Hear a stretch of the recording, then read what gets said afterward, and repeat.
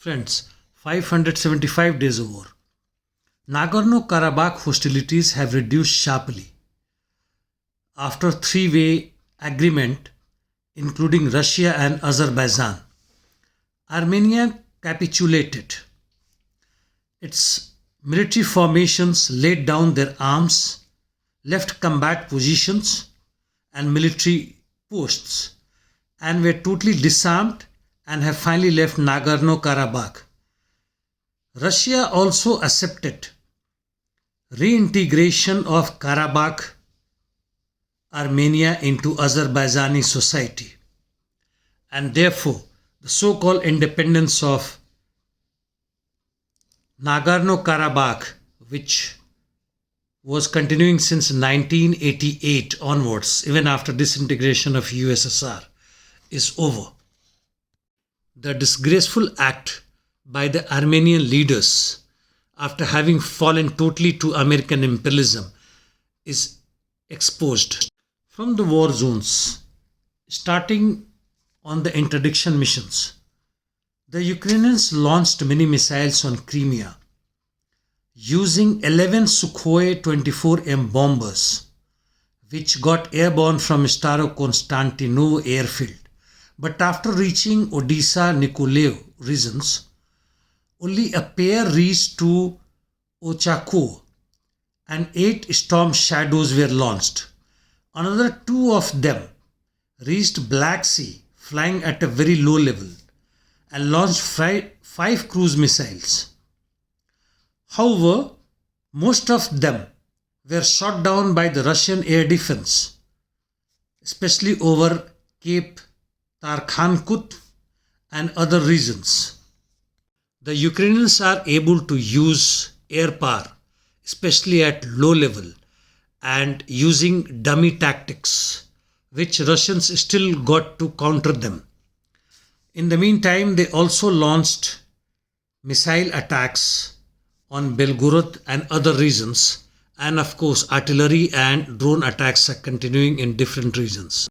In south toward Kherson region, the Ukrainians sabotage and reconnaissance groups close to Kazatskoye and Elyoshkinsky Island, and also towards Peryaslavsky were eliminated by Russian artillery. Still, the Ukrainians are continuing landing their troops in small boats on various parts of the eastern bank of Dnieper River. Towards Zaporizhia front, no special activities have taken place. 3 attacks by Ukrainians close to Verbov were repelled, and also their efforts towards Priyotne did not yield any results. On Remivka salient, positional battle continues towards Novomikhailovka and Vladimirovka. Ukrainians sabotage and reconnaissance group tried to attack near Novodonetsk, however did not succeed. In east again, no major changes. On the Bakhmut front, Ukrainians carried out multiple attacks close to Klishivka, but by and large were repelled. In north, Russian army conducted offensive on Sinkovka and Petropavlivka. Russian army has been also shelling heavily at Petropavlivka settlement occupied by Ukrainians. However, no major gains were recorded. Similar was towards Liman, where Ukrainians attack near Chervonovaya Dibrova were repelled. Heavy counter-battery operations were reported towards Torsky and Serebryansky forestry. Few other informations.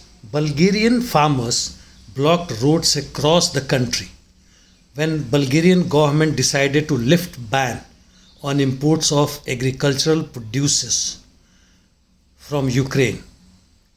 First, Bulgarian government has reinstalled ban on imports of sunflower seeds. Elena Panina, Director of Institute of International Strategic Studies, said US is persistingly trying to provoke a nuclear war with Russia.